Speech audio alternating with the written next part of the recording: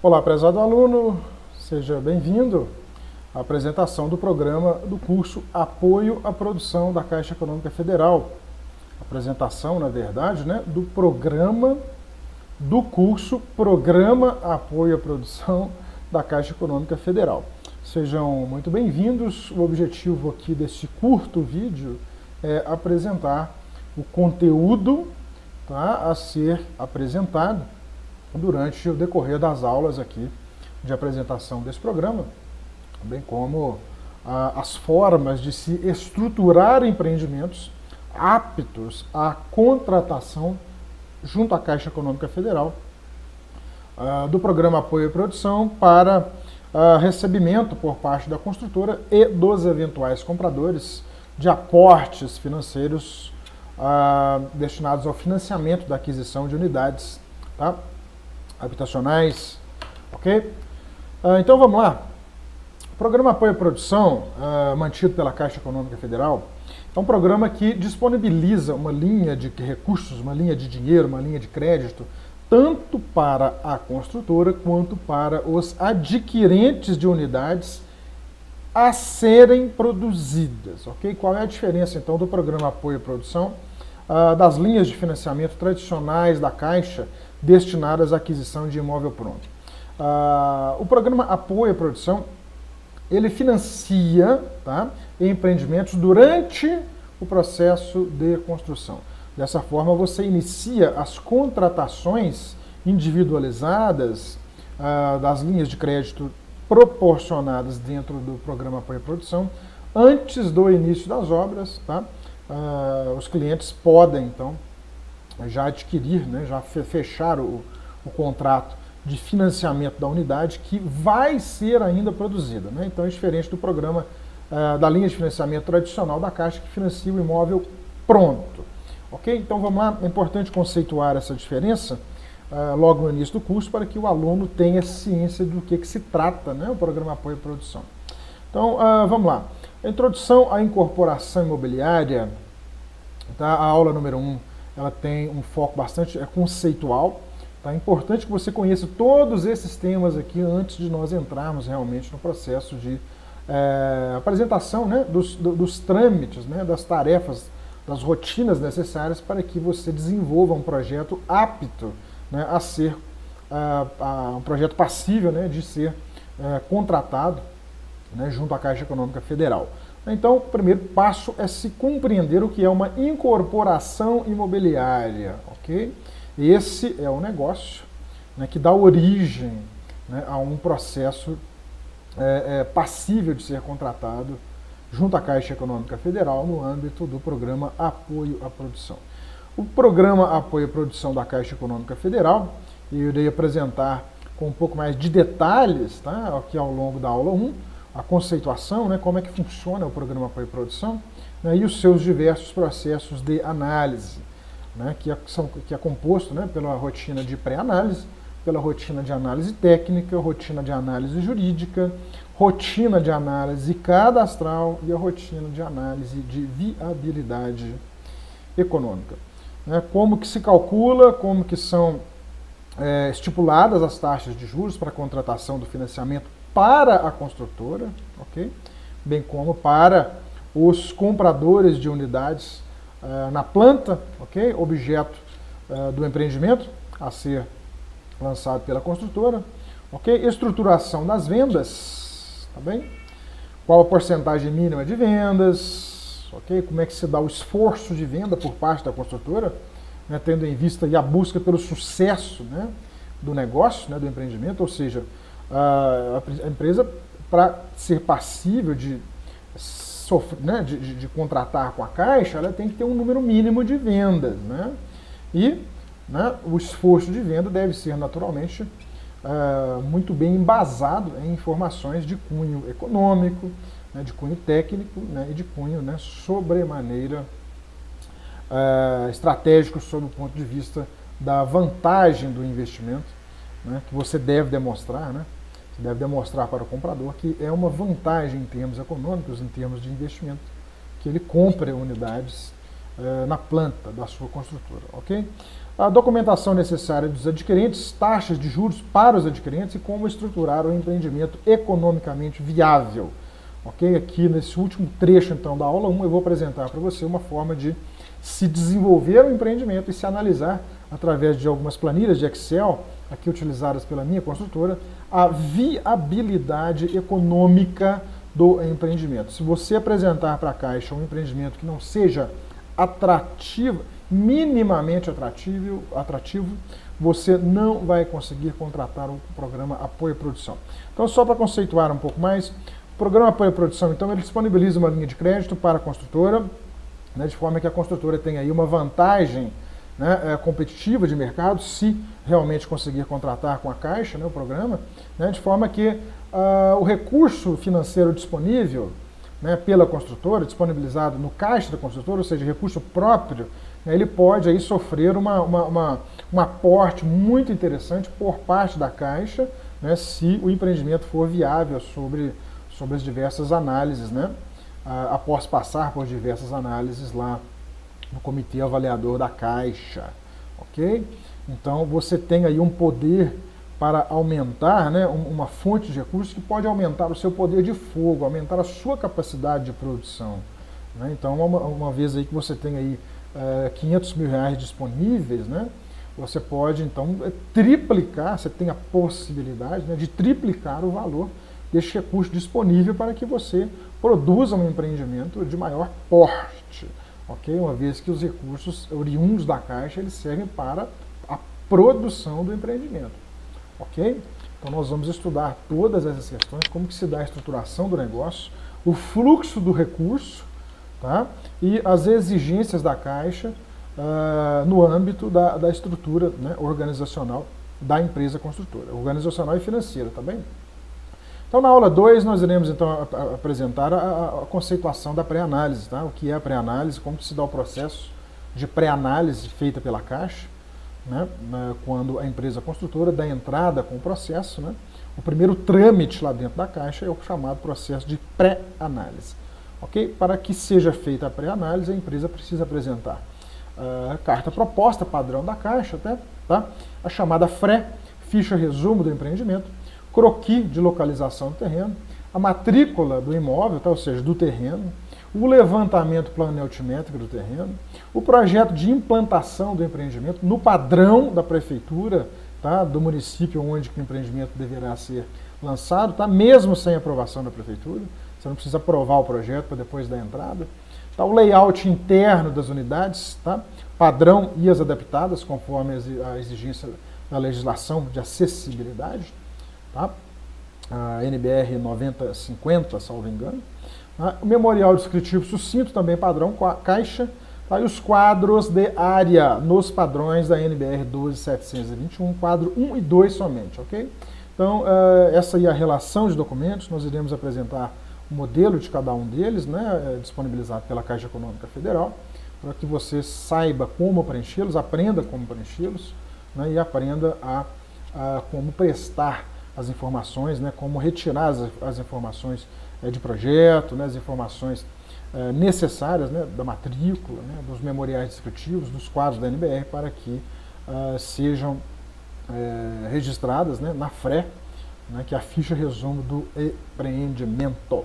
Ok? Aqui na aula 2, então nós temos já a análise definitiva, que é aquela feita após o processo ser aprovado na fase de pré-análise. Ok? Se uma vez o seu projeto for aprovado, né, o seu pedido de contratação, o seu pleito, né, se for aprovado lá na fase de pré-análise, a Caixa então passa a fazer a análise definitiva, naturalmente cobrando as devidas taxas necessárias, né, cada uma dessas etapas aí, né, para cada uma dessas etapas a incidência de uma taxa a ser paga pela construtora, ok?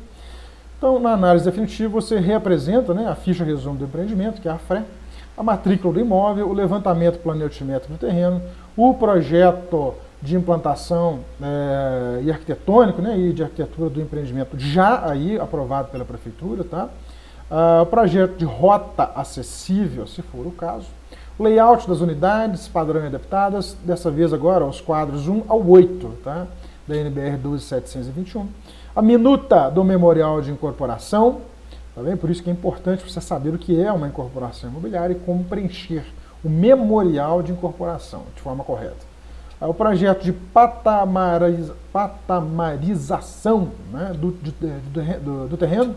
Né, existem empreendimentos aí que são compostos por diversas torres, diversos edifícios, né, e pode ser que o terreno onde esse empreendimento deverá ser implantado, ele possui ali alguns desníveis, algumas declividades um pouco mais acentuadas, havendo a necessidade, então, de um tratamento por meio de serviços de terraplenagem, okay? De forma que os patamares, né, bem como os taludes eventualmente necessários, né, eventualmente resultantes, né, do processo de terraplenagem, ou, né, os muros de arrimo e contenção estejam dentro daquelas exigências técnicas, né, lá da Caixa Econômica Federal. Okay? A declaração de viabilidade, tá, das concessionárias de serviços públicos, né, ou seja, aqui em Minas Gerais, Copasa, CEMIG, tá, Corpo de Bombeiros, né, bem como outros órgãos, né, como principalmente os ambientais, tá, CODEMA, né, esse tipo de abordagem ambiental também se faz necessário, ok? Você precisa ter um ok, tá, uma declaração de viabilidade formal, tá, do órgão ambiental, né, aí do seu município, né, dando ok, né, o sinal verde para que você tenha condições de implantar o empreendimento atendendo à legislação ambiental. Memoriais descritivos do modelo da Caixa, tá? Código de práticas Caixa, orçamento e cronograma físico-financeiro, também modelo Caixa, alvará ou licença de construção concedidos pela Prefeitura no ato de entrega, né, dos projetos já aprovados, e o projeto memorial descritivo, orçamento, cronograma e fonte de recursos para obras não incidentes. Quais são essas obras não incidentes? São aquelas que devem ser executadas pela construtora, como arruamentos, muros, obras de infraestrutura, obras que não são necessariamente dos próprios, né, edifícios, né, ou unidades habitacionais. E que, eventualmente, né, devem ser, né, construídas, bancadas, né, financiadas com o caixa da própria construtora. Ok? Então, aqui na aula 4, né, já na fase de contratação, nós temos aí uma repetição aí, né, de muitos documentos, né, que foram apresentados lá na análise definitiva, né, os projetos, né, bem como o alvará de obras, declaração de infraestrutura não incidente, né, se for o caso, memorial de incorporação registrado no cartório de imóveis, tá bom?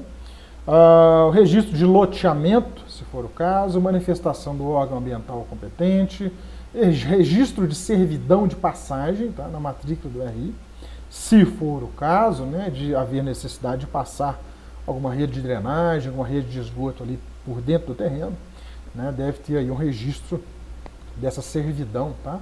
É chamado de servidão, tá, na matrícula do imóvel. Certidão de registro e quitação no CREA da pessoa jurídica, tá, para a pessoa jurídica. Certificado de qualificação no programa PBQPH da construção civil, né, dispensável quando recursos forem SBPE, ou seja, para aqueles empreendimentos cujo valor das unidades a serem produzidas ultrapassam os limites do programa Minha Casa Minha Vida, que utilizam recursos do FGTS, bem como outros empreendimentos que utilizem recursos do FGTS. Normalmente empreendimentos com recursos do programa do SBPE, né, que é o Sistema Brasileiro de Poupança e Empréstimo, ou seja, recurso da poupança, eles são empreendimentos com um valor, de valor mais agregado, né, valor de venda, valor de mercado maior um pouco do que aqueles do programa Minha Casa Minha Vida. Ok? Atestados técnicos compatível com o padrão da obra, a RT, né, ou RRT, né, de execução de obras, a RT dos projetos de arquitetura, acessibilidade, a RT, naturalmente, de todos os outros projetos, tá, técnicos, protocolo de averbação do ABITS na matrícula do RI, né, termo de referência, quando for o caso, aqui ó, o protocolo de averbação do ABITS na matrícula, ele se dá depois da obra concluída, tá, e ao longo das Na última medição você deve apresentar já o ABITS registrado na matrícula, tá? Lá na última medição. A declaração de exigência da norma de desempenho, modelo da Caixa, lei autorizativa de doação da infraestrutura não incidente, né? Com previsão dos custos de responsabilidade, a LOA, né? Lei orçamentária, né? Com previsão dos custos de responsabilidade do poder público, quando for o caso, quando o empreendimento é aquele destinado ao programa Minha Casa Minha Vida, faixa 1, né, o terreno é doado pelas prefeituras, então deve ter uma lei que autoriza, então, né, o setor público a fazer o investimento lá na infraestrutura do empreendimento. Tá? Contrato de empreitada firmado entre a entidade organizadora, tá, e a construtora, né, quando for o caso. Entidade organizadora, por exemplo, pode ser a Coab, pode ser uma empresa aí de habitação pública, né, encarregada de produção de habitação popular para doação. Então, essa empresa pode, né, eventualmente, fazer a contratação via edital de licitação, né, da obra por empreitada junto à empresa terceira. Tá? Isso aí é o caso, tá, de empreendimentos de nível mais popular, tá? Não é o caso de empreendimentos de apartamentos, né, de um padrão melhor, tá? Que eu tenho certeza que é o caso aí de muitas empresas, né, muitos profissionais que estão eventualmente assistindo aqui esse curso, né, devem atuar aí em empresas que produzem apartamentos aí para classe média, média baixa, né, média alta aí nesses segmentos, tá? O edital de licitação pública para contratação de obra, né, e comprovante de sua publicação, quando for o caso, né, de obras a serem contratados pela Prefeitura, especialmente no caso do faixa 1 do Minha Casa Minha Vida, né, e também pela Coab, contrata muito. E resultado da licitação promovida pelo Poder Público, entidade organizadora, para a contratação das obras por empreitada. Também, né, na faixa aí de empreendimentos de um poder para um público, né, de poder aquisitivo menor. A ART, né, durante a execução da obra, tá? A primeira medição, né, no ato da primeira medição, quando você apresentar o boletim de medição, você deve apresentar a ART, então, de fiscalização, né, quando o proponente não for o próprio construtor. No caso aí de ser uma entidade organizadora e contrata a obra junto a terceiros, né, na forma de empreitada, deve haver um responsável técnico da entidade organizadora, né, que seja habilitado e registre uma ART, naturalmente, para fiscalização da execução das obras a serem entregues, a serem produzidas por uma empresa terceirizada. Ok? A PLS é a planilha de levantamento de serviços, tá? O boletim de medição, né? A PLS faz o levantamento de campo e, né, calcula, né, de forma eletrônica lá no Excel, né, os valores devidos, né, na medição. Né? Então, trata-se de mesmo objetivo, né, a mesma finalidade, né? A PLS tem a mesma finalidade do que o boletim de medição. Né? De acordo com o cronograma das obras, tá? À medida que as obras forem sendo executadas, né, devem ser apresentadas as ARTs, né, dos projetos complementares, bem como dos projetos de infraestrutura, né, fundações, instalações elétricas, hidráulicas, né, terraplenagem, pavimentação, drenagem, entre outros. Né. Devem ser apresentados os projetos complementares, né, também, né, à medida que forem sendo executadas. O arruamento, por exemplo, né, ele não necessariamente precisa ser pavimentado, né, na medida que a obra vai sendo executada. Você pode abrir a rua, fazer o leito, o subleito, né, os meio-fios, né, ali delimitar ali, e no final da obra, quando as edificações forem concluídas, né, eu estou falando, me referenciando, ok, no empreendimento de casas térreas, né, padrão aí, Coab ou Minha Casa Minha Vida, né, um condomínio, um loteamento, um bairro, tá, um empreendimento de casas térreas, né, ou seja, um lote para cada casa, a empresa faz o arruamento ali, né, precisa apresentar os projetos. Né. O ideal é que seja a pavimentação asfáltica feita quando a obra for concluída, né, porque você precisa fazer a pintura, a sinalização, o paisagismo, plantio de grama, né, essas coisas.